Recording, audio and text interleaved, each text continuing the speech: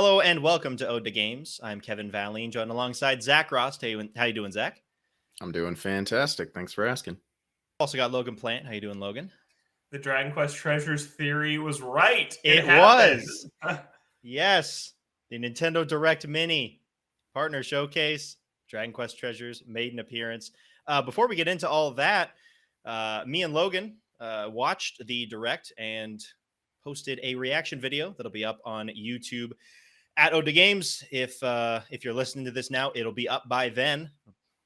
Let us know what you think. First reaction video.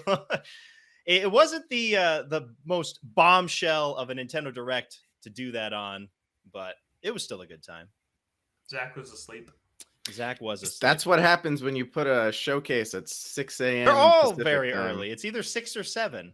For me, 10 or 11 p.m. 7's reasonable. 6 is not so yes. much. So yeah, if you want to check out our live reaction to the Nintendo Direct Mini Partner Showcase, that is up on YouTube at Ode to Games. So you can check that out there. Every episode of the podcast is up there weekly as well.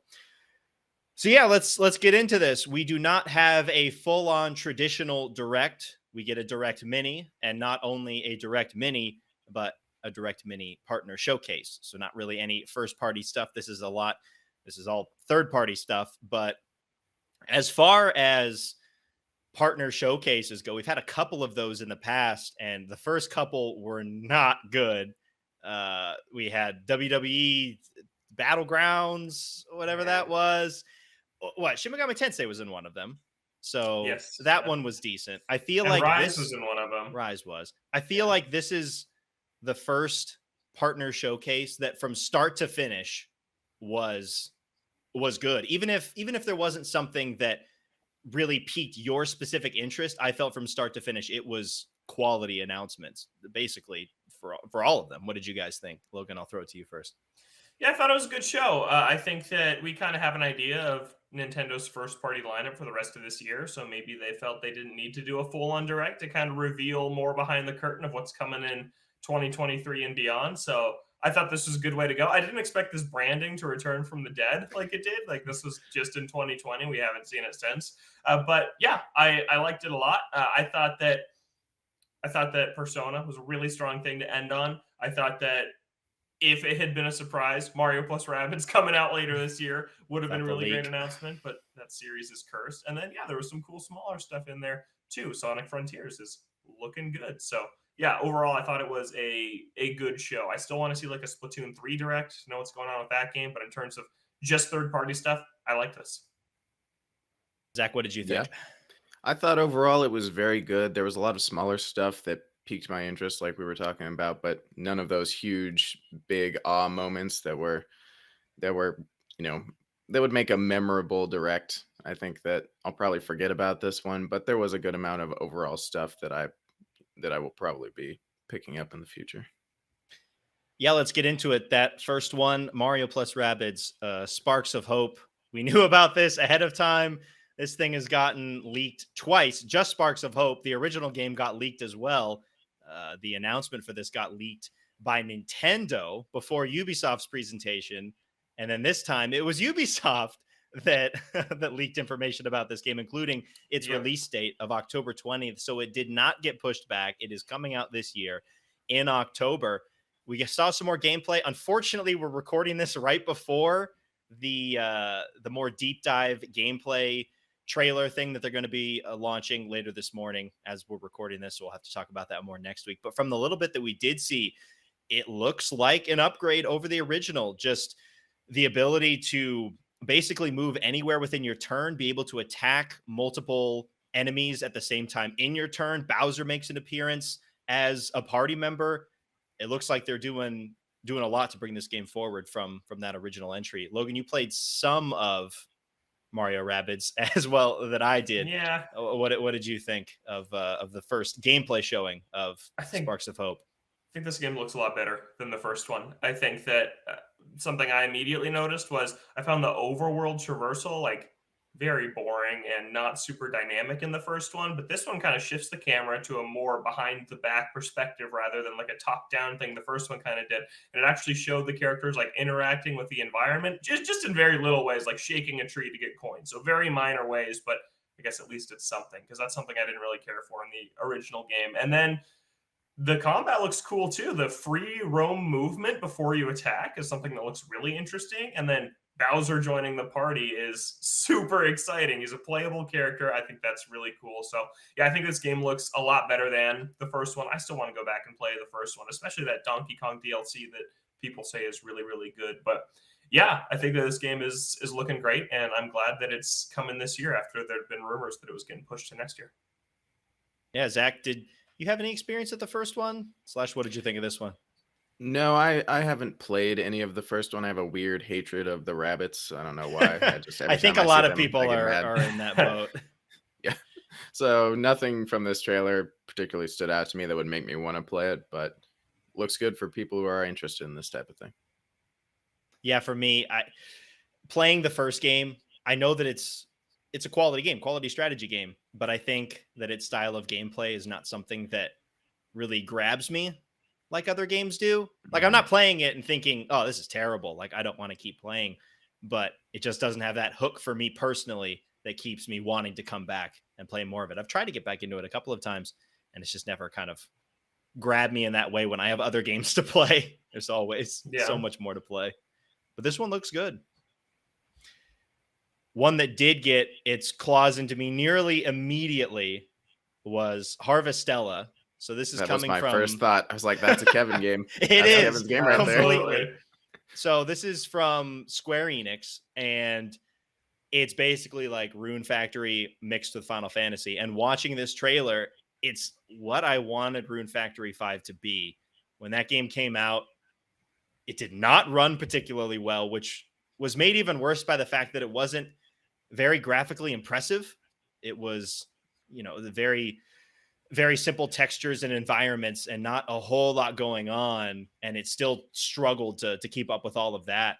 And I feel like this is a much more pleasant art style, and it takes a lot of what Rune Factory does with, you have farming and you have combat elements with a camera pulled behind you, and you have towns to go to and people to meet and talk to. It looks like there's even more exploration here, where it says you have different towns to go to in an overworld. There's a submarine that you can use to presumably go to different areas and maybe different towns and different islands. From what we saw, this looks like everything I wanted Rune Factory 5 to be after the long wait from 4. And it's not even a Rune Factory game. It's an entirely new IP. So this was probably the highlight of the direct for me. You skipped out on 5, right? You never picked that up, right? I did not. I'm still thinking of picking it up eventually, but seeing what people were saying at launch and having other things to play, I didn't think I needed it at that time. Yeah, this game looked cool. I liked the character art a lot. I thought that looked interesting. And then, the art style is very reminiscent of like almost some of the Crystal Chronicles Final Fantasy games, which, I have a history with. But yeah, I thought this game looked cool, and hopefully it can deliver on what the fantasy farming sim failed to do with Rune Factory 5. And the Blight from Horizon Forbidden West is making an appearance in this one. It is. So you have an in-between seasons mechanic where it comes in and basically kills all your crops, and you can't really go outside or anything like that. And, it's one of the stories of like the gems or something of the 4 seasons. That's always how it goes. But yeah, I'm curious how that kind of works into the gameplay loop of after every season you have this blight type of thing that you have to deal with. Zach, did you see anything from this that made you curious? You enjoyed Stardew Valley enough, right? I put like 40 to 50 hours into Stardew Valley, so I definitely do think that this is the type of game that I can sink a lot of time into, but typically in a multiplayer fashion, not so much a single player fashion. Did it say if this game was multiplayer or not? I don't think it mentioned anything about multiplayer. So yeah, so I don't know if this is the type of game I would just, hop into by myself and do some farming and some combat, but maybe depending on how much praise you give it, Kevin. I hope to give it a lot of praise. I was reading an article about it earlier today, and there's a lot of stuff to like. You have the farming, you have the combat, you have job classes for all these different characters. They went into more of some of the exploration, and it looks like it's relatively expansive. It's shaping up to be pretty cool. I'm really excited for it. That's November 7th. Persona is coming to Switch. This is we were waiting on all of these different consoles after the Xbox showcase, where at that point they only announced Xbox and PC, and then Sony came out a few days later. I'm like, okay, they're all coming to PlayStation, and then we had to wait a little bit longer to get the announcement that Persona 3 Portable, Persona 4 Golden, and Persona 5 Royal are all going to be coming to Switch. Like with Xbox, Royal is the only one that has a set release date of October 21st. The other ones are going to be coming soon, coming after that. But super exciting. I'm glad it's coming to all the platforms. Glad that Persona 5 Royal made its way over. I thought that Persona 3 and 4 were going to be shoe-ins, but you're always a little bit worried about some of these bigger games if they're willing to put in the effort to bring them over. It's usually possible, but you kind of wonder if they care enough to do it. But for people who are only on Switch, super great way to play these games. Yeah, well, and Persona 5 was a PS3 game first, so it should be able to... Persona 5 base, yes. Yeah, the original. PS3. So hopefully it'll be able to run on Switch just fine. Also getting a physical release on all platforms, which is pretty cool. Just Royal. I don't think the other ones are, but that is pretty neat. But yeah, I felt like this was exciting, but it was almost like not super surprising and kind of just weird timing, given that we had it was big in the Xbox show, and like you said, Kev, the next couple days we heard about PlayStation, and then it's like, oh, we're here too. It just kind of seemed like they were late to the party rather than this super exciting announcement. I mean, it's still great, but yeah, that's just how I felt about it. Definitely was interesting that they decided to end the show with this. If they came out before Xbox and had this as the capper, that would have been huge. Mm-hmm. But as it is now, having the Xbox show and knowing that it's coming to PlayStation as well, I think this could have served just fine as being, middle of the show material. But I guess when you look at the rest of the items here, I guess Mario Rabbids could have been the one. Yeah, I'm glad that would have been though, that would have been that's the only other one I could think of that would have been the capper. You had Sunbreak, which opened it, which is already kind of a weird opener. But Nier? Nier?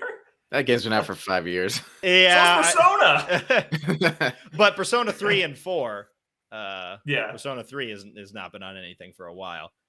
Mm-hmm. Yeah, I just don't know if they had anything else that would have been a better capper than this, even if I don't think it would have. It worked best as I really thought it was going to be Bayonetta. I thought it was going to be Bayonetta 3. I'm surprised that wasn't here. Yeah, I was expecting it to be, weirdly enough, but it wasn't. Yeah, it's coming out soon this year. Supposed presumably. To. We haven't heard about it. Huh. Long time, yeah. It was in the September Direct last year. That was the last we heard of it, I'm pretty sure. That was the first time we saw any gameplay of it, right? Yeah. Because you had the logo trailer, and then was that it until then? Gosh, I feel like I think so. Yeah. I think there's been 2. The logo in December the logo 2017. And the trailer. Yeah. And then the trailer in September 2021. And now it's gone missing again. Yeah. If this thing is going to be coming out this year, it's got to show up in the next Direct, probably at the end of the summer into the fall. Mm-hmm. Or else it is definitely not. I can't imagine them to be coming out this year. So this was our prediction of why the Nintendo Direct was going to be happening at all, was Dragon Quest Treasures. So they talked about it a little bit in a Dragon Quest celebration anniversary video stream a little while ago. And they said more information was going to be coming in June. And we were a week before the end of June. And it's okay. Either Square Enix is going to do their own thing, or we're going to have a Nintendo Direct. And it was here. And it looks good. It looks like it has a decent amount of the identity of builders in it, without obviously the crafting and building mechanics, but that similar style of world. You have monsters that you can have in your party to go into combat with. Looked fun. Zach, did this pique your interest at all? Yeah, I've been interested in this game since we learned of its creation or announcement when they first showed off Eric and his sister being the main characters. And since, oh my God, so long ago. And since, we love Dragon Quest 11, that immediately piqued my interest. I think that if this were 2 unique characters to Dragon Quest Treasures, I'd probably be a little less interested, but still going to play it. But I think it being those 2 has sealed the deal. And after this trailer, I think it looks very good. So I am very excited to play it.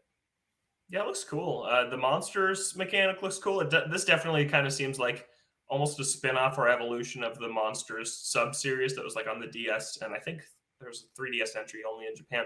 But yeah, recruiting monsters looks like a lot of fun. They were mounting a lot of them and riding around, which looks super fun. I guess the only thing I'm currently worried about is the combat. It does look like the Builder's combat, which I thought was really, really bad.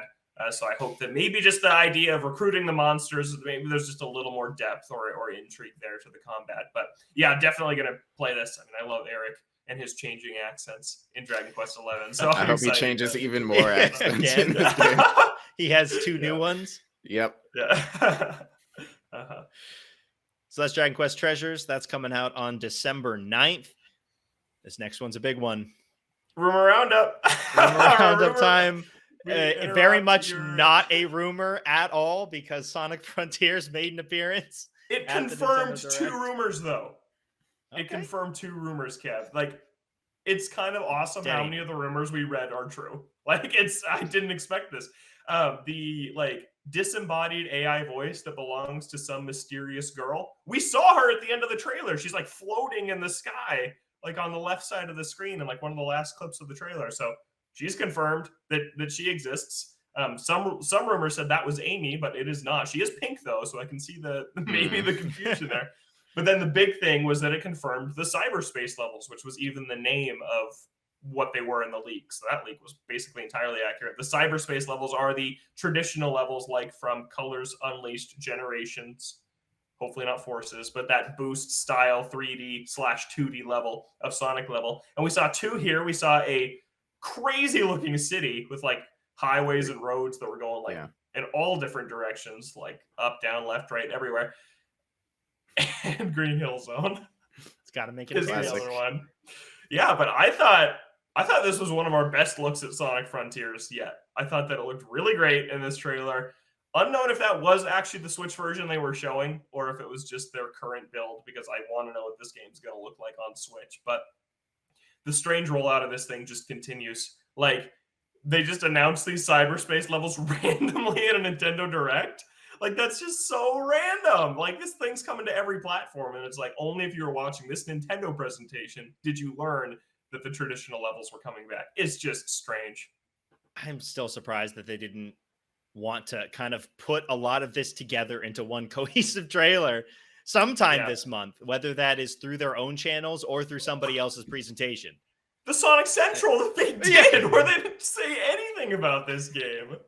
Yeah, because you could show off some of the combat. You could show off a better look at the open world, not that original incarnation that did not look good. You could have shown some of these levels and give people an idea of what this game actually is instead of showing them the statue moving puzzle at the start and just turning so many people off and trying to win them back. There is definitely a much better way to do this.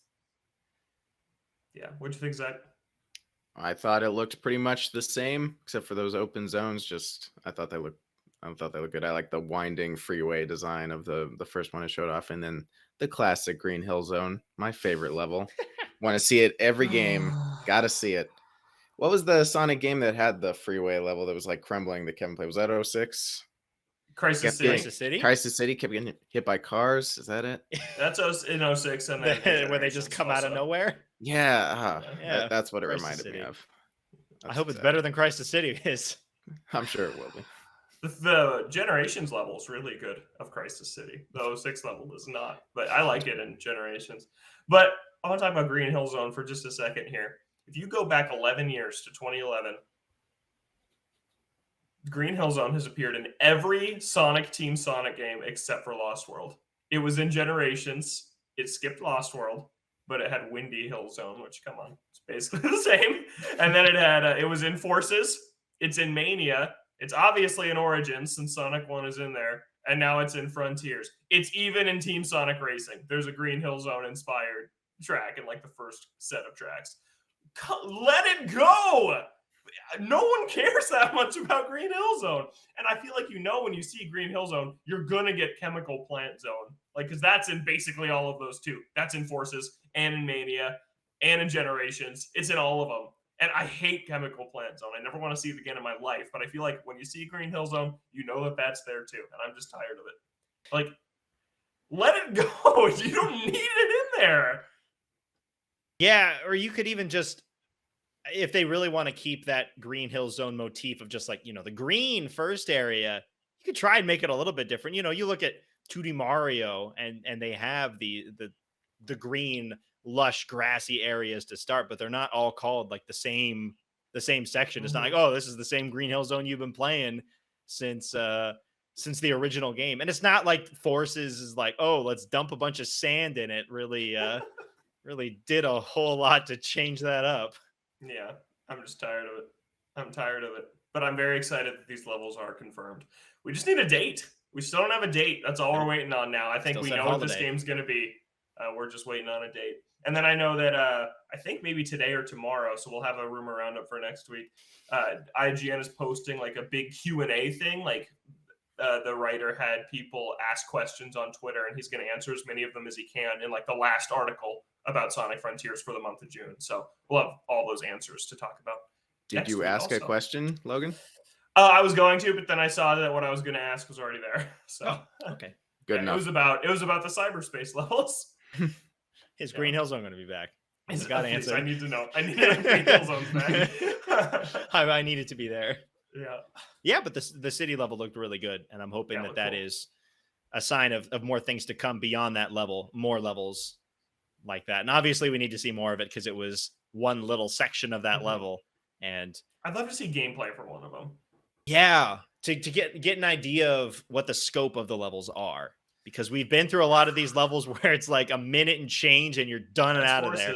We also don't need 9-10 plus minute marathon levels either, because those also suck.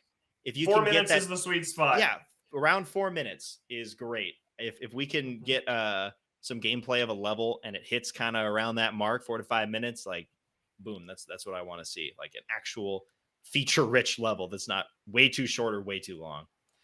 And I was just happy to see that. I mean, I know Green Hill Zone's one of them, but I was happy to see that the levels are different locales. I guess when I heard cyberspace in the leaks and then in the direct, I was like, oh, so is it all just going to like look like null space?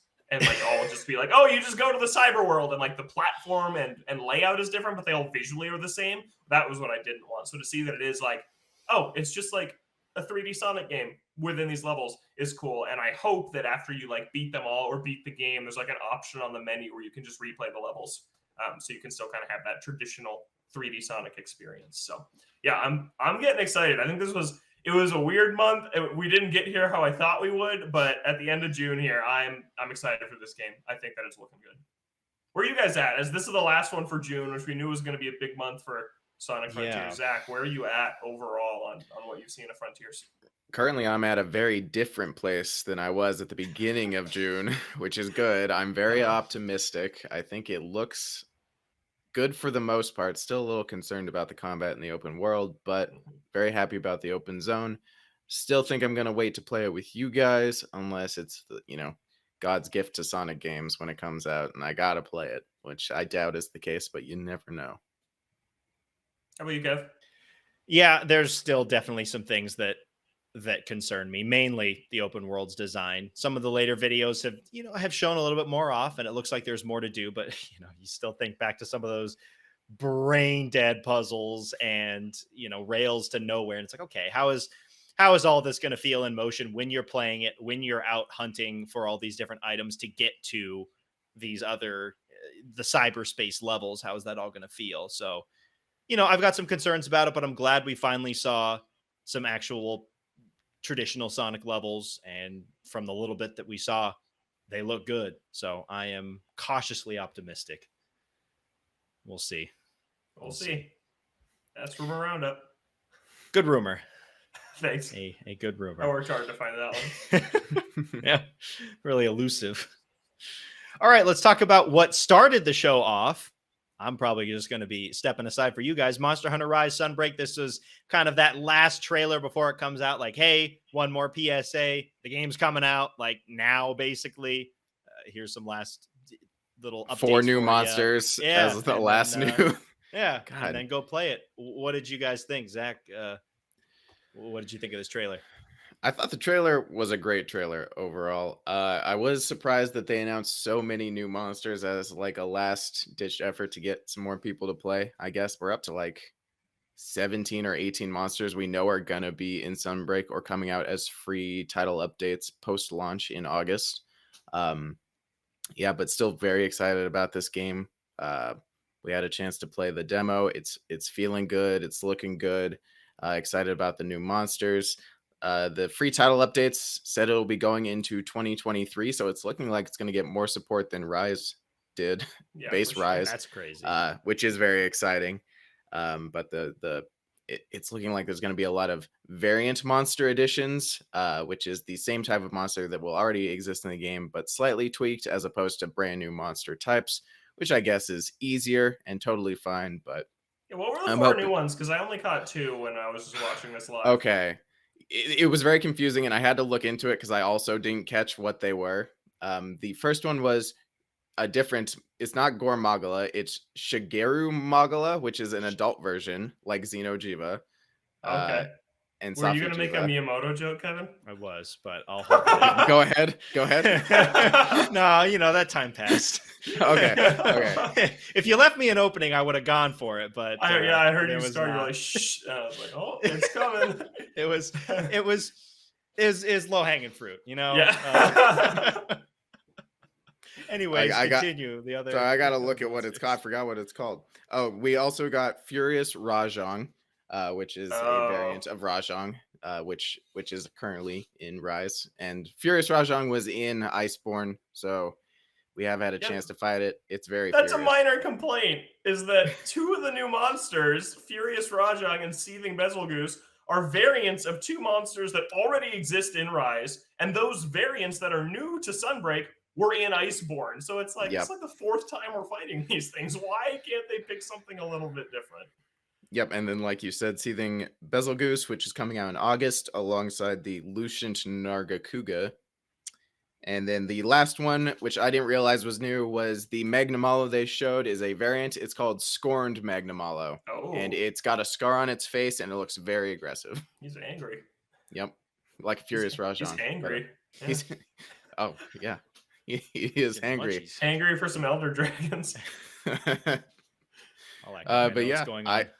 I thought the trailer looked very good, and when the music kicked in, like the Near Automata kind of, I don't even know what this type of music is called. It's a Orchestral, lot like, of woo, like very orchestral. That's a good way to put yeah, it. Yes. with vocals and chorus and yeah, stuff. mhm. Yeah. I thought it really hooked me. I was into it.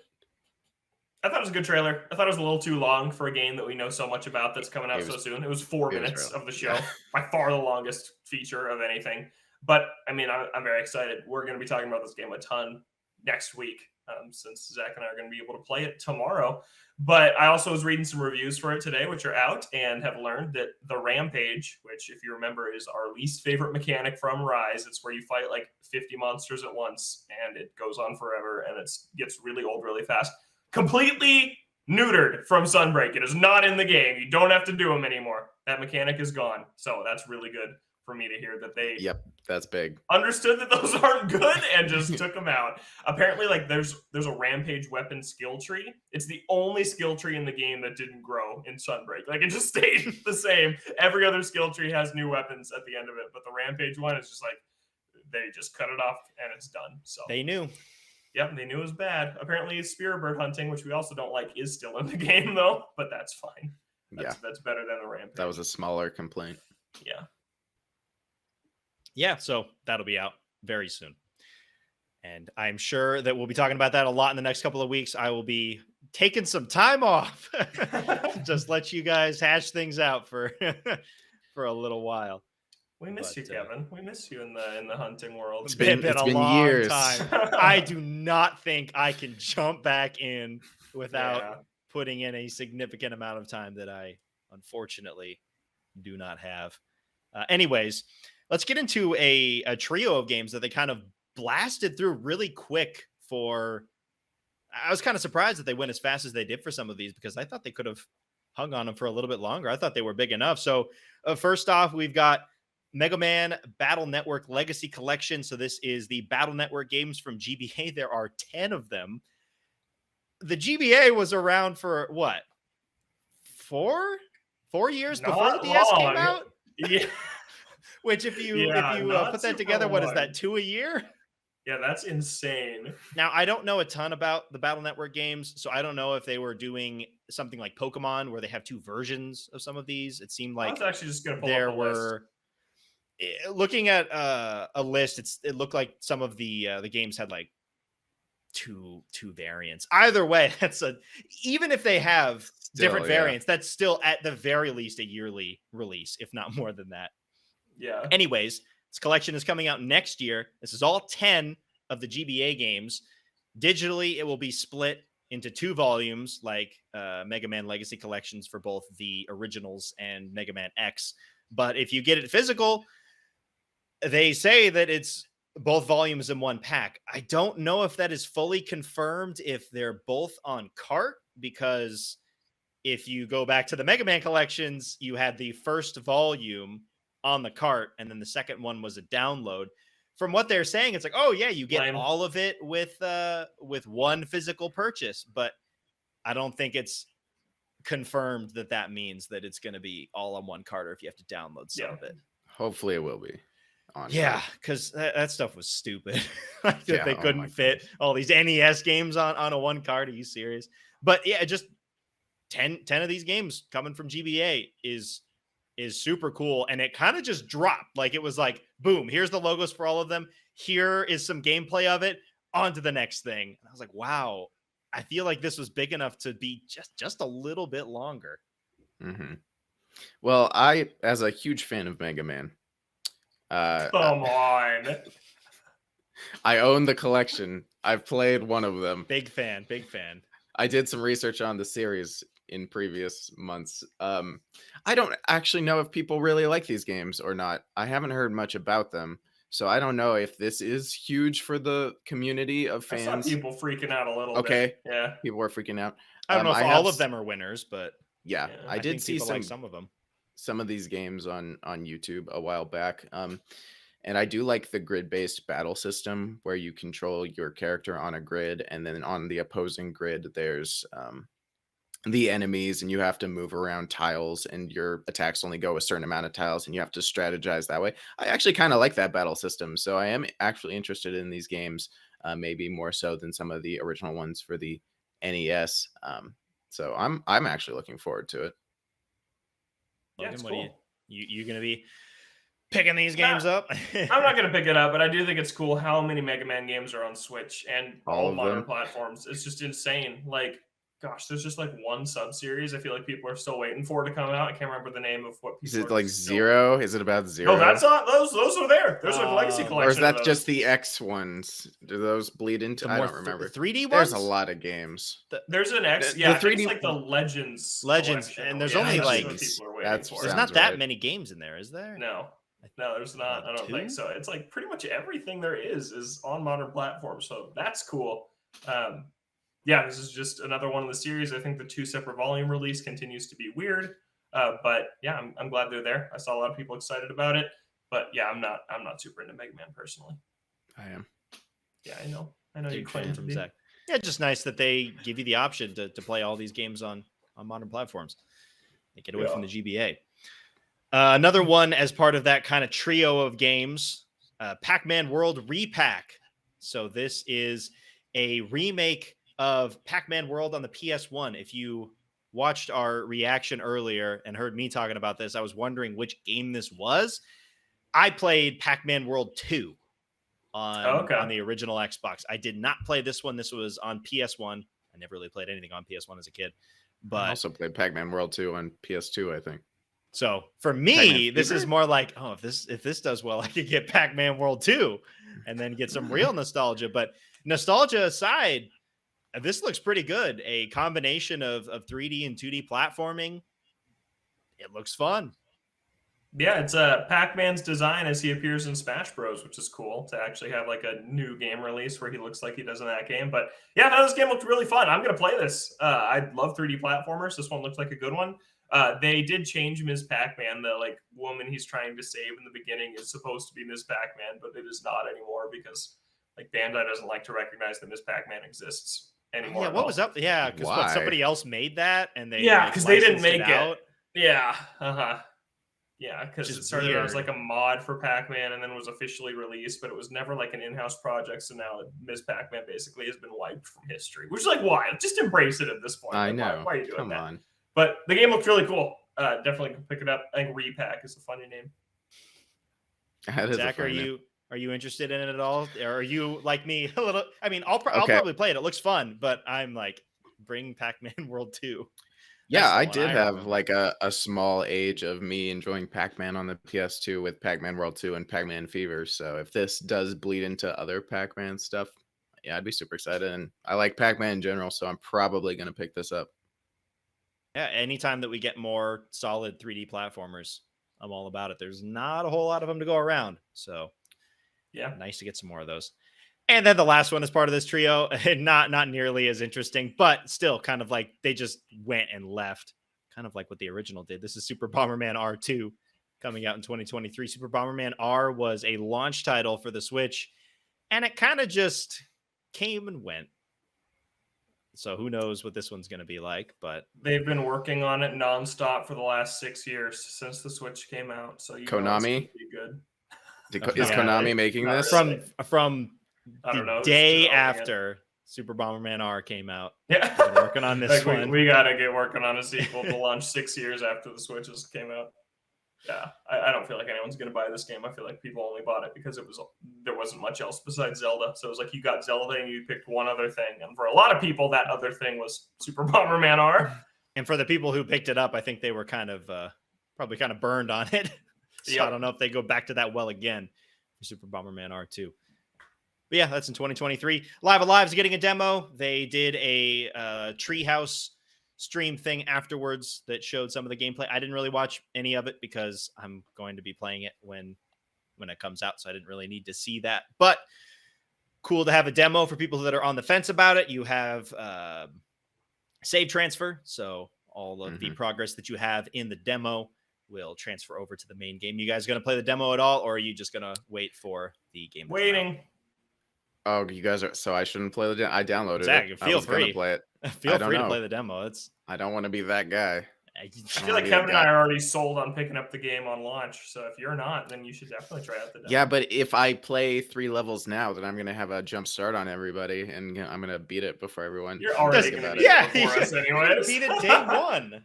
It'll just be, you'll just come back the day after and be like, yeah, I finished it. It's all right. It's over. You know what? That's fine. I just didn't sleep or eat or do anything.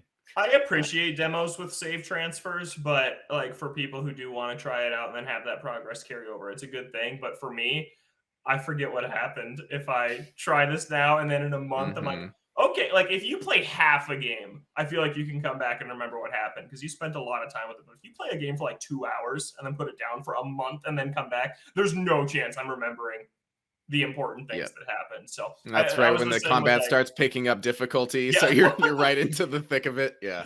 I was the same with Fire Emblem Warriors, which I'm playing now. I'll talk about in a bit, but it had a demo. I played it and then I just started over anyways because I didn't remember how the game started, even though my save could have transferred. So I'm just going to skip on it since I already know that I'm going to play this game. Give people the option at least to be able to transfer the save over. And I feel like that could be more useful if, say, it's close to launch or it has just launched and you're still on the fence, or maybe you just like found out about it and you don't want to drop the money right away. You play the demo and you're like, wow, this is really good. And then you just kind of hop right into the main game from the demo. I can see that working out a little bit better. But yeah, if you're talking about a month in advance, maybe you don't want to have all that stuff transfer over.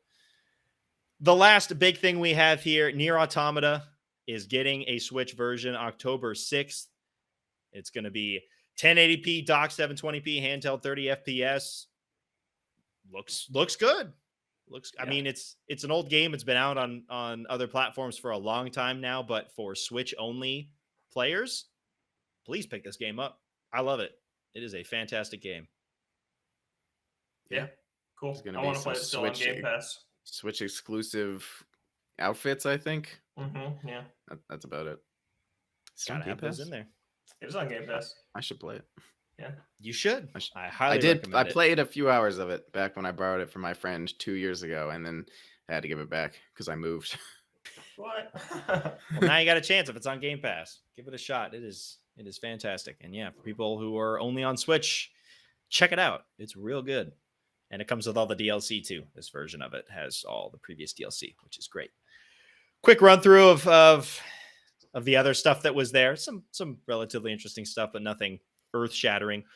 Lorelei and the Laser Eyes. This was a puzzle-like game that I read later what came from God, what the that rhythm game that came out a little while ago. I don't know. Kingdom Hearts Melody of Memory. No, the one where you're on the bike that we played for like 2 hours and it was like an album. Sayonara Wild Hearts. Hearts. Sayonara Wild Hearts. Yeah. I think they made it or something. Oh, So cool. That's- a little interesting there. Blank. Blank. Blank. Blank. It should be Wow. Blanc, but it's blank. Okay. Blank. This had a really cute art style with the black and white, and it's multiplayer where you're playing with two different animals and walking around this Like world. Journey, where you don't talk to each other. Yeah. Great. It's my favorite way to play games. Return to Monkey Island. Good to know. We've got Little Noah, Scion of Paradise. I really don't remember that one at I don't all. remember what that is. I don't either. I have nothing We've to got- say on any of these. Railgrade. Literally. I enjoy I enjoy these types of games where this is kind of like a transport and management style game. Although I don't think I would really want to play it on Switch. I would rather play this thing on PC, and I think it's coming out to PC. So Yeah. it's a cool game that I'll keep an eye on, but I would not play it on PC. RPG Time: The Legend of Bright. This was a cute little one that had the kind of hand-drawn book aesthetic where you're playing the game basically in this book in 2D drawing styles. That was the most notable thing about it, but the art style was relatively captivating. Yeah, it was like the Plucky Squire, but in that he pops out of the book. In the Yeah. other game we talked about this month. But that game looked cool. I'm gonna keep my eye on that one. Yeah. Disney Dreamlight Valley, you get an Animal Crossing life excited. sim. For people who are really big fans of Disney, there you go. Doraemon Story of Seasons is getting a sequel, Friends of the Great Kingdom. I'm more so surprised that this is coming out west. Yeah. That's I did very not think surprising. that first game did well at all. Doraemon really doesn't have much of an influence in the West like it does here. Doraemon is huge in Mhm. Japan. It just does not have the same weight. So I didn't think it would sell well enough for it to get a sequel localized, but here we are. So Yeah. if you like the first game, that'll be out in 2022. Minecraft Legends is coming out to Switch. That was to be expected. And then Portal Companion Collection is out now. Thought that Which was is pretty cool.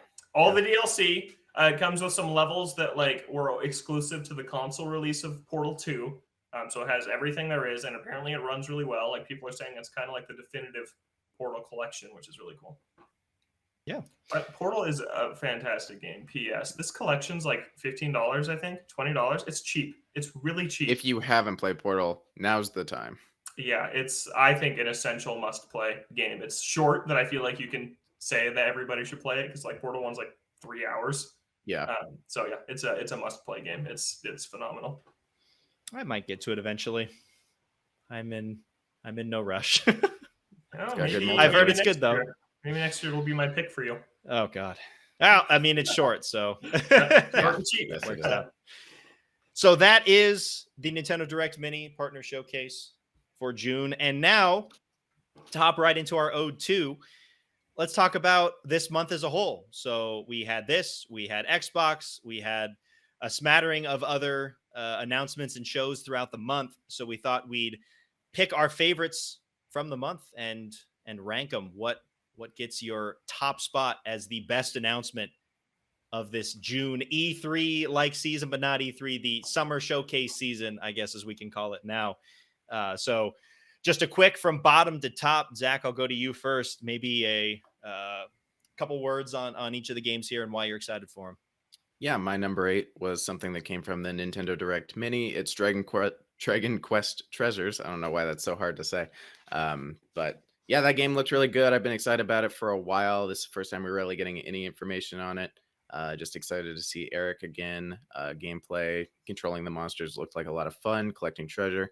Yeah, just super excited about it. Running through. Running through all of them? Yeah, quick run through of all of them. Oh, number 7, Pentiment. This is the one that's being made by Obsidian. It looks very medieval art style. I just thought that was super unique, and Obsidian is a pretty trustworthy developer, so definitely keeping my eye on this one. Number 6, I have Resident Evil 4 Remake. This one I'm very excited because I loved Resident Evil 2 Remake, Leon Kennedy's story. Excited to just pick this one up. Number 5, I've got Street Fighter 6. Huge fan of fighting games. This one looks very good, way better than the beginning of Street Fighter 5. So excited to see how this one starts off. Number 4, I've got Forza Horizon 5 Hot Wheels expansion. This one looks like a lot of fun. Doing the tracks in midair just looks like a good time. Number 3, I've got The Last of Us Part 1, which comes out in September. Full ground up remake of the first game. Just excited. Hopefully they add new content. But I love the game, the original game. So even if they don't, still excited nonetheless. We'll be there day one, $70.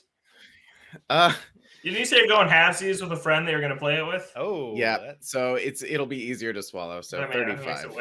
That's better. Because 35 is a good price for another remake. If it was $35, I would consider picking it up. But there is no way for $70 on launch. Yep, exactly.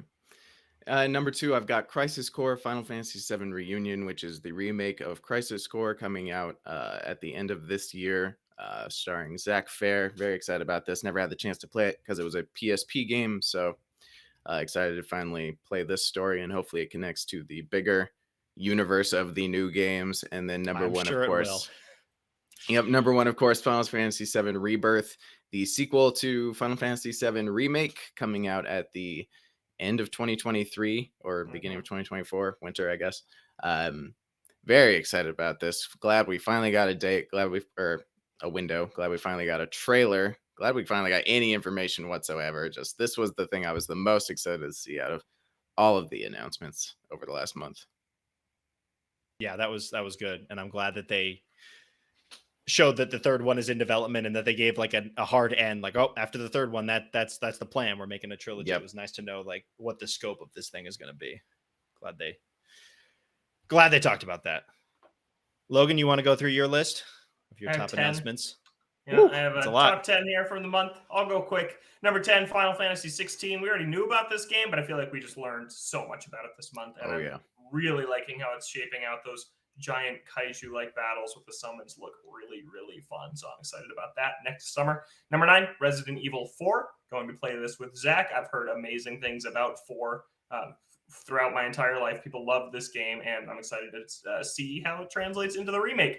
Number 8, Street Fighter 6. Thought the game looked super stylish, really interesting.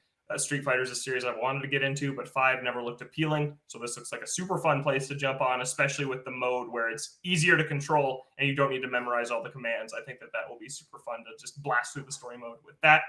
Number 7, Forza Horizon 5 Hot Wheels. One of my favorite games of last year. Always wanted to play the Hot Wheels expansion of 3 is the original one it was in. Never got to play 3 at all. So excited to play that and jump in. It just looks gorgeous. Number 6, Crisis Core Final Fantasy VII Reunion.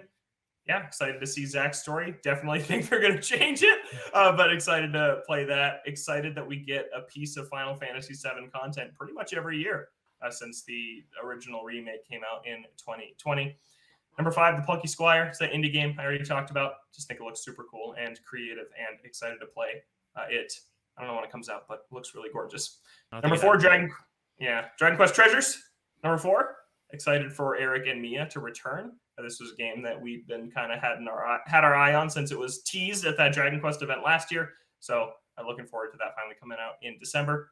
Number 3, Sonic Frontiers. We already talked about it. Had a great month, a weird month, but we learned a lot of great things. I will always be excited for a Sonic game, regardless of quality. It's just who I am, and this looks like it could be a pretty memorable one either way, because it's going to be really new and really different. Number 2, a game we missed. We forgot to talk about this game when it was announced, because it was announced at a Star Wars event, not a gaming event. That's Star Wars Jedi Survivor, the sequel to Fallen Order. Fallen Order was my game of the year in 2019, so I am really looking forward to the sequel. Cal is back. It takes place a few years later from the original. Looks super dark. Just really excited to see the direction they take the story. The combat was amazing. It's a next-gen exclusive. My only criticism of the original was that it chugged on last-gen consoles when it came out. It was a little bit half-baked. So having a game that's exclusive to PS5 and Xbox Series X and S, I'm very excited because I think it's going to be a big technical and visual improvement to a game that I already loved. And then number 1, Final Fantasy VII Rebirth. So excited for this game. My favorite announcement by far. I expected just like a logo or just like we're making it. Here's the title. But to see a window and a brief snip of gameplay and a release window was just a perfect announcement. They nailed it. All right, for me, number 8, Forza Horizon Hot Wheels. I won't be playing it for a while, but I have played some of Forza Horizon 3's Hot Wheels expansion, and it was a lot of fun. So this looks like the next step of that with track editors and stuff like that. I'm really excited to see what crazy stuff people are going to come up with the track editor. I mean, that's what Hot Wheels is, and it's nice that it's going to embody that in this expansion. Number 7, Crisis Core, Final Fantasy VII Reunion. I didn't have a chance to play it either on PSP. It's nice that it's coming out, and it's nice that they put in more effort to it. It's not a full-blown, from the ground up. This is Final Fantasy VII Remake level of remake, but the updates that they're doing look really good. Like this passes for a current gen game, which is pretty impressive coming from a PSP game. The side-by-sides are quite impressive, so I'm glad it's getting the treatment that it deserves on that. Number 6, Dragon Quest Treasures. You guys were talking about it before, but yeah, it's nice to see more Dragon Quest stuff. I had fun with Builders. I know this is a different game, but it gives off similar vibes to that, at least in terms of the world. And I'm excited to see how the monster catching and fighting mechanics work. That looks like a lot of fun. Number 5, Lightyear Frontier. This was a game in the Xbox showcase. Again, it's farming stuff, which I'm always all about. And this one more so just for its concept of going to planets and being in mechs and doing the farming like that is definitely a different take on the farming genre. And it looks like you can build houses and a little farmstead. So I'll keep an eye out for this one. If it's on Xbox and PC, maybe I don't play it for a while, but definitely one that'll keep my eye on for whenever it's out and I have a platform that I want to play it on. It looked interesting. The Plucky Squire also looks really good. That's at number 4. It looks really creative with the ability to play in this storybook setting and then being able to hop out and be in this 3D environment in this room. Looks super cool, and I can't wait to see more, although it's probably not going to be out for a while. They did not give a date on that, and I can't imagine it's coming out super soon, so probably have to wait a little while on that. Number 3, Persona 3 and 4 on current consoles. Persona 5 Royal is also super cool that it's coming to the other consoles, but I've already played Persona 5 and a decent amount of Royal, so that didn't blow me away. But I've been waiting for Persona 4 Golden to come to consoles for a long time, ever since that came to Steam. And then to see that also paired with Persona 3 Portable also coming out, super cool finally getting a chance to play these on modern consoles and not being relegated to Vita/PC, and for Persona 3 Portable, PSP or PS2 if you're playing the original. So that was super cool. Number 2, Final Fantasy VII Rebirth. I've been playing Intergrade lately after the announcements of Final Fantasy VII. So I can't wait to play more, and I'm curious where they're going to take this thing because it looks like they're going completely off the rails from that original incarnation, which just makes me all the more intrigued as to what they decide to do with it, because it seems like they have no restraints. They can kind of just do what they want at this point, which is wild for what was billed as a remake at the start.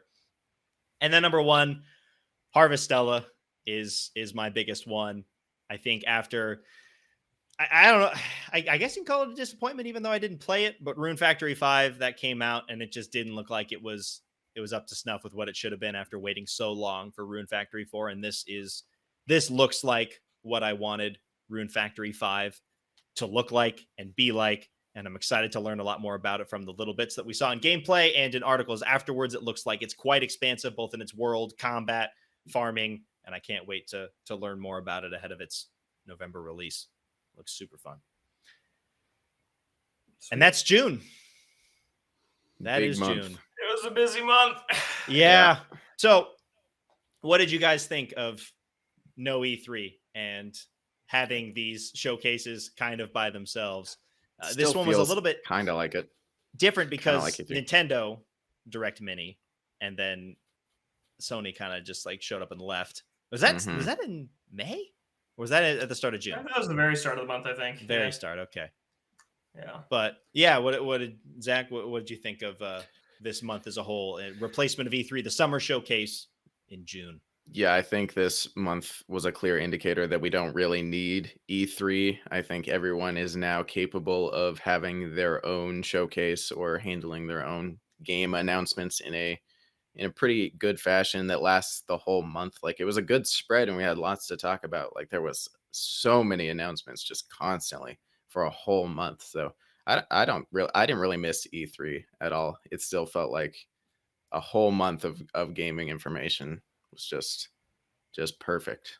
And yeah, if you didn't go to E3 as the in-person event, it really does feel quite similar. Beyond a very tight schedule where everything is back to back, you're watching it in exactly the same manner.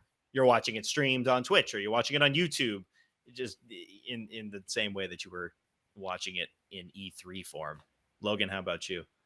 There's too many events is how I feel. There's just too many. There's a lot we didn't even talk about. There's like maybe 10 streams that happened that we didn't even bring up because it's just too much to cover. It just really is. But otherwise, I think it works well. I do think that it's fine to have them more spread out across the month. It gives everything kind of a bit more time to settle, I guess, than like Xbox today, PlayStation tomorrow, Nintendo on Tuesday, where it's just bang, bang, bang, and then it's like, wait, what happened? All I remember is Nintendo. So to have like time to settle, like I remember the State of Play, I remember the Xbox showcase, I remember this partner direct. I do like that they're spaced out a bit more, but it's just so many streams, so many games. Summer Game Fest was not good. That was not a good show. Yeah, talk about remembering things. I do not remember Summer Game Fest beyond just Last of Us showing up. Yeah. Space horror. Yeah, there were some that still didn't need to be there. Capcom's was weird. I don't know why that was there. Sonic Central, if you can call it that, was a bag of nothing. Yeah, that was bad. So, I mean, some companies can still learn a little bit from this summer of knowing when to be like, okay, let's just give our stuff to some of these other companies to put in their showcases because we clearly do not have enough for a full show. But at least with the big showcases with Sony, Microsoft, and Nintendo, I think they still hit as well as they have in the past. Yeah. Want to run through just a couple of quick news stories. We've got Metroid Prime back in the news. There were rumors of, remasters. We've been waiting for the Metroid Prime trilogy. And then there were rumors that, they're only working on Metroid Prime 1. And now it sounds like the remake of Metroid Prime 1 is coming out this year around November to try and coincide with Metroid Prime's 20th anniversary. Crazy that game's 20 years old. But it's rumored that that's going to be out in November and that 2 and 3 will be on the way after that as well. Not as much work going into them as that original of Metroid Prime, but they'll also be coming out presumably for too much money for each of them because they're not going to be doing it as part of a collection because they're going to be coming out later. But it sounds like they're coming at some point. Yeah. If Logan, this is are you excited for it? Oh yeah. I really pay $60.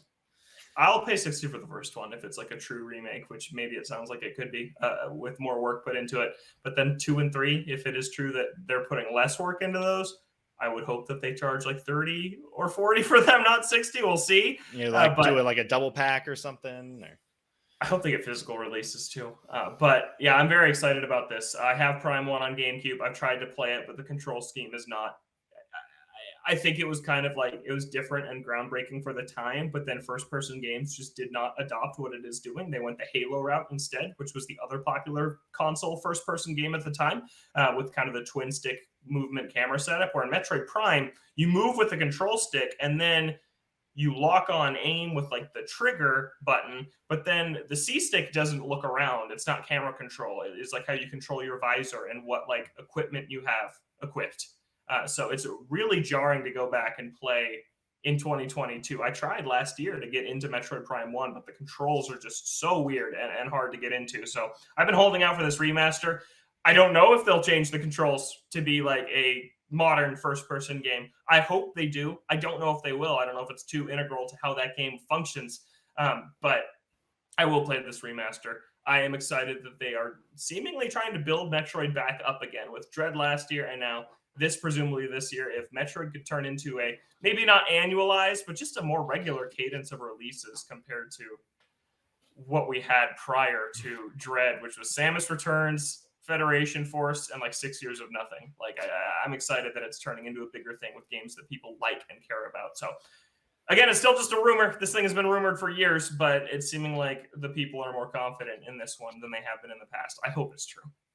Yeah. So according to Jeff Grubb, who was the one who talked about the November release date, he also thought that the remaster was going to feature dual analog controls and gyro aiming in order to prepare people for Metroid Prime 4's features whenever that game comes out. But Zach, are you interested at all in Metroid Prime 1, 2, or 3? Yeah, I'd say a little bit after playing Dread, which was an amazing game. I know the Primes they're not Metroidvania. They're like 3D or first person. You said 3D Metroidvania. Sorry. Yeah. I mean, I probably wouldn't go back given what I've heard about the control scheme. But moving forward, if they did re-release with better controls and better graphics, yeah, I'd probably be interested. Yeah, so maybe we'll see more about that in some sort of fall direct. Yeah, and we'll see if Bayonetta comes out this year. we shall see. Seeming like no. I feel like we're pretty packed. There is a lot coming out. Advance Wars too. I want to know if that is. If that game's just gone. I hope not. Even if it's done. All right, and then the last little bit of news, another TV series in the works. We've been talking about video game TV series left and right. This one is for Horizon, and we got a possible name for it, Horizon 2074, which would be in reference to the game's timeline with the humans being eradicated around this time. So it sounds like if we're going to be having that, and then we're going to be having part of it in the current setting that the game is in. Are you guys interested at all in the Horizon TV series? Does this do anything for you? Yes. No. Yes. Yeah, I think it does a little bit. I like the story of the first two games. I assume this TV show would probably retell the story of the first game, which is what they typically do. So, and when we did play it, we skipped a lot of the little audio logs and all the little scraps of paper that you could read. So I think there's still story that could be fleshed out that I don't know. So I would definitely be open to a TV show. Logan? Yeah, I'm not super interested. I think I do like the angle though. 2074, so maybe being a prequel series could be interesting. But I guess I find Horizon fascinating more so after in like the modern day of those games, like where Aloy's story is taking place. I find more interesting than a bunch of scientists ending the world. I don't know. I don't think that's not as intriguing to me as like where they think the robots are their gods and like they're very confused about what happened. I find that stuff more interesting. So I'm not sure how I feel about the premise, but yeah, man, every PlayStation thing's just getting a show now. Yeah, they're really expanding out. Yeah. Everything's coming out. Mm-hmm. All right, Zach. You have time for what we've been playing. We do finally got time. Usually we go long on the news, and we've had all the showcases this month. So it's true. It's finally winding down. Yep. We'll quickly go into what we've been playing over the past week or two. I'll go first since I've only been playing a few things. And I'll start out with that I finally cracked under the weight of all of the Final Fantasy VII news that we got. And I have started replaying Final Fantasy VII and Final Fantasy VII Remake. I'm replaying both of them, the original and the remake. I am going hard. And not only am I going hard, I'm playing the original legit. I'm not using the cheats. Ooh, you're going Whoa! real hard. Wow. Are you even doing double speed, like run faster? Or are you Only when playing, he's on a ladder, and it's taking like 10 minutes to go down a ladder. Wow, all But right. other than that, it's completely legit. I'm So having you a want good that time. like true experience. I know. Final Fantasy VII. I just, after seeing all those trailers, I just couldn't help myself. There's just so much hype in the air right now for Final Fantasy VII, and it might be a little premature before the second one comes out at the but end of you next do have year. Crisis Core coming out. But we do. so- I do got Crisis Core. So that was my excuse to play it before Crisis Core comes out. So having a lot of fun with the first one, but having even more fun with the remake. It's been a couple years since I played it, and it's still absolutely amazing. I'm playing the PS5 upgrade, so it looks and runs even better. Absolutely incredible. I'm on like chapter 7 out of 18, so moving pretty fast, as I tend to do when I'm very, very excited about, have a about way a with particular that. game. Yeah. Uh-huh. Yeah, having a lot of fun, liking it a lot. We had a whole spoiler cast about this game, so if you're interested in my collective thoughts, you can go listen to that. I think it covers extensively how we feel about that game. But I just want to know how you're switching back and forth between the two. seemingly Like randomly. chapter. Okay. So is it like one day you really feel like one or the other? Like, oh, today's a original I'll day, or I today's usually a remake just day. I'm like, no, it's how it's been is I'll play like an hour and a half of the original, and then I'll play like 2 to 3 hours of the remake. Wow, you were hopping back same day. Oh yeah, Hopping back. but it's always the same day. It's basically Wow. my entire gaming time is just dedicated to Final Fantasy VII. And yeah, I saw my first save file for Final Fantasy VII, and it took me 14 hours on 3 times sped up speed, so to end with like the easy combat. So Just multiply that by. I'm not by really 3. sure how 5. long it's gonna take. I might break after like 10 hours and be like, I gotta speed it up. I gotta use unlimited limit breaks. Who knows? We'll see. But right now, my main enjoyment is coming out of the remake because, of course, it is. It's amazing. It's so amazing, and I am very excited for the future of this series. And then, other than that, of course, I finished Bloodborne with my friends. We finally made it to the true final boss, which is not something I fought my first time playing this game a few years ago. I just opted out of the last 2 bosses because in order to fight the final boss, you need to get 3 items that are very hard to find. But we went out of our way to get them, and then you can choose to fight the final guy, and then that turns into the final boss. It bleeds into it. So we all ended up finding the final boss alone, and we all did it. I did it first because I'm the best. I think I'm got all the time. I'm very good at this game. But other than, it's a very good game overall, but I do have one big complaint bleeding into the end is that you are forced to do New Game Plus. Unlike in Elden Ring, you get a choice to do New Game Plus, so you can go and explore the entire world that you've already unlocked leading into the final boss. But in Bloodborne, as soon as you beat the final boss, you're back in the first area. You've lost all of your fast travel points. No. You keep all your stuff, all your levels, but of course the enemies are twice as strong and everything is harder, which presents a big issue because we wanted to do the Old Hunters DLC, which will now be way harder, and apparently it's very hard in base game. Oh. And also we have to progress a little ways through the game to even start the DLC. So now we have to done it replay. before you fought the final boss. We didn't know that. That's we lame. had, That is we had lame. no Wow. idea. Huh. All right. Yeah. So games give you the option of that usually. Yeah. that's what I thought. Hey, but go nope, back to the it main just menu and do New Game Plus from there. throws you. It doesn't even take you to a menu. You just start off at the first cutscene. You wake up in the room where you start the game, and it just tells you to keep going. Don't even stop. Just keep going. So that was a little annoying. At least you can start the DLC after beating like the second main boss, so it's not terribly far into it. But yeah, having to do the DLC on New Game Plus is going to suck if we do decide to continue with it. So a little disappointing, but overall, Bloodborne's still an incredible game. Loved it a lot. don't think I'll ever play any of the Dark Souls games. So far, my Souls experience has just been Bloodborne and Elden Ring, which are two of the best games I've ever played. So definitely a great experience. And I think that's it for me. Most of my time has been going to Final Fantasy, of course. How about you, Kevin? Playing 2 games.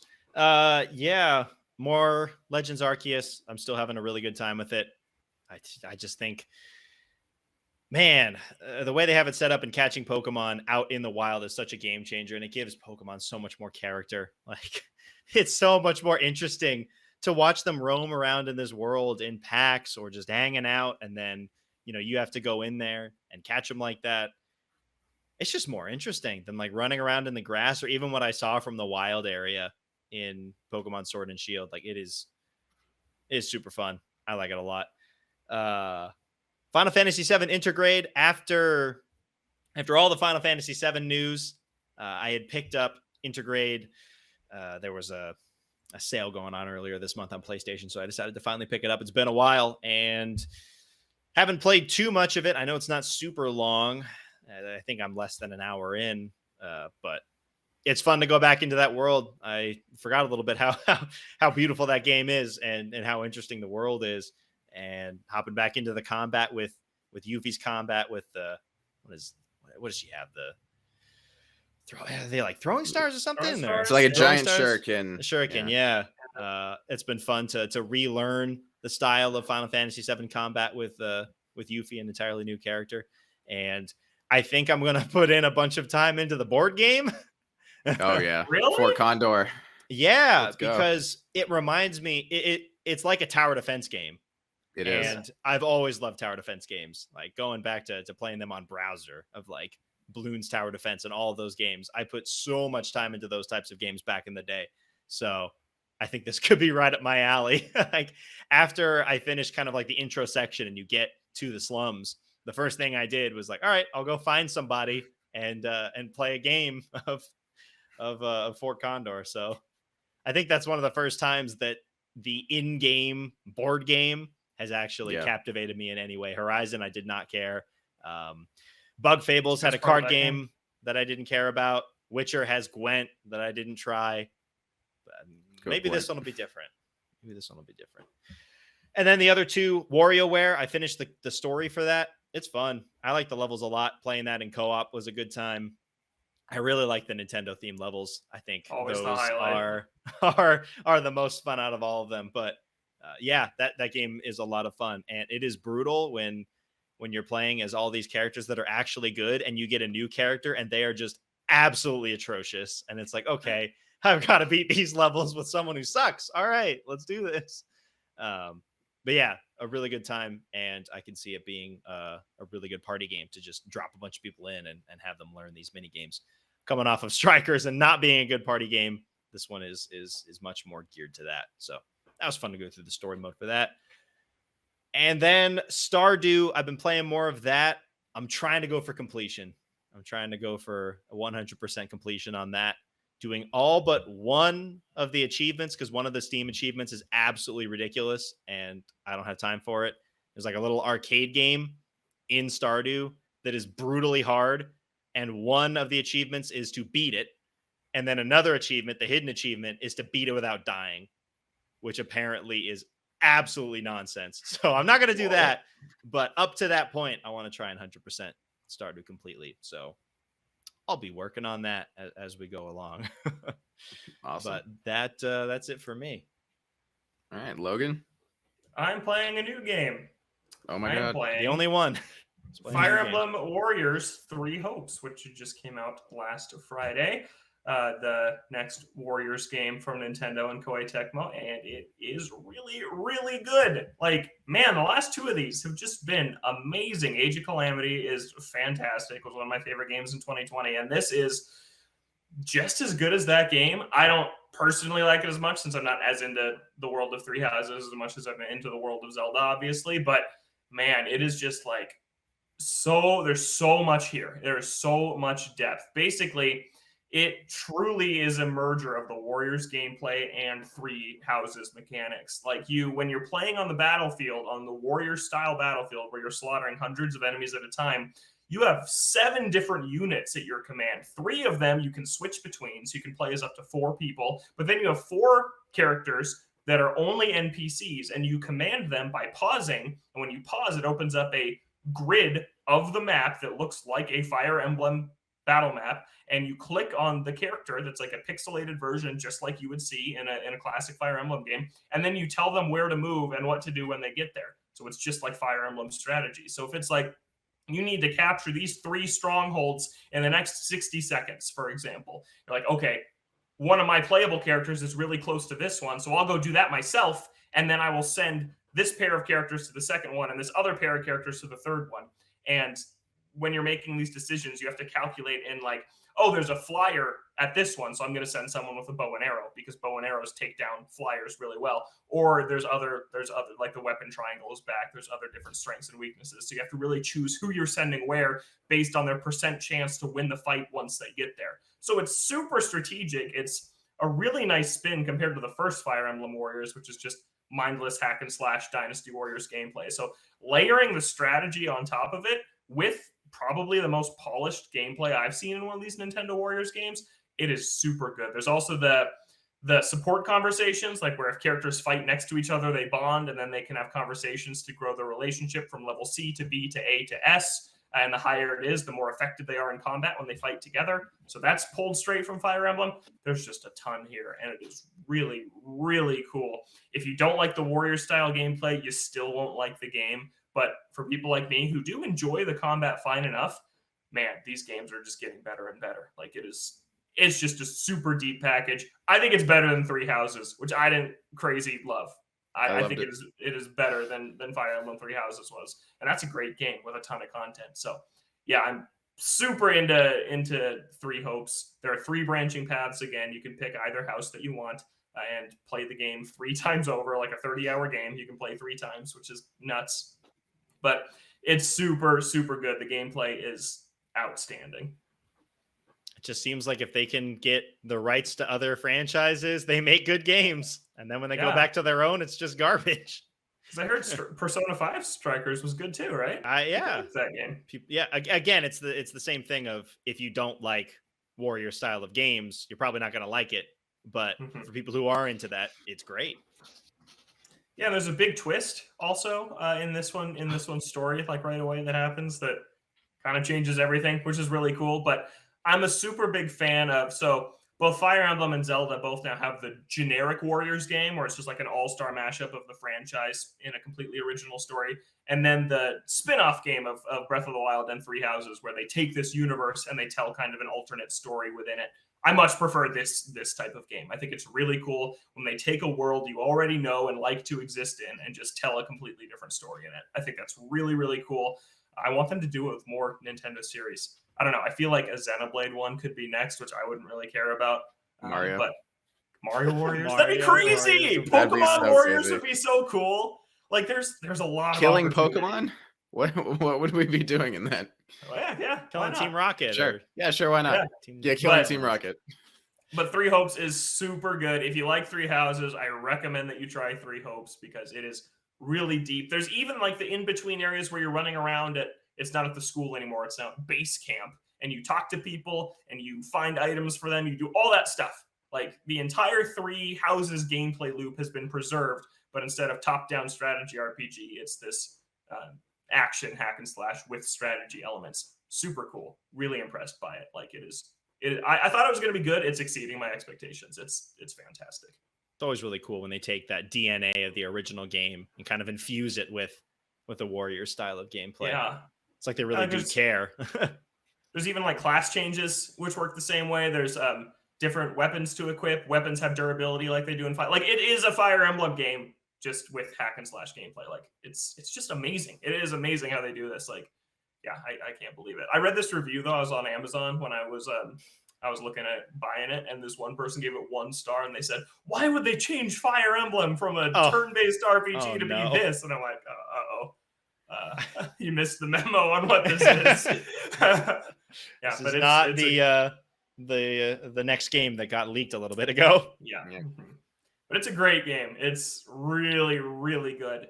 I'm like to the point where I'm considering playing multiple paths of where with 3 houses, I was one and done, finished my path and put it down. But this game is so much fun and there's so much to do that I could see myself playing it multiple times. Mark of a good game. Yeah. And then Sonic Origins, which apparently people are having a ton of glitch issues with and like bugs, and I've had none. Like I gave it a glowing review last week. I played a lot more this week. I don't like it quite as much as last week, just because in Sonic 1 and 2, I'm getting into the bogus endings of the game where the levels are absolutely brutal. Yep. But Can't the change no too much lives about that. is making it. It's still making it a lot easier to. You just got to get lucky once. You just got to get lucky once through these areas, and you never have to see them again. So it's still fun. But I've heard Sonic 3 is the one that has the most issues, which I have not started yet. So we'll Yeah, see there was a when I whole get thing there. going on with Sonic Yeah. 3 where you have people from the development studio coming out and just kind of laying the blame at Sega, being like, we wanted to fix these things and we couldn't, and they're not they didn't let us. And Yeah.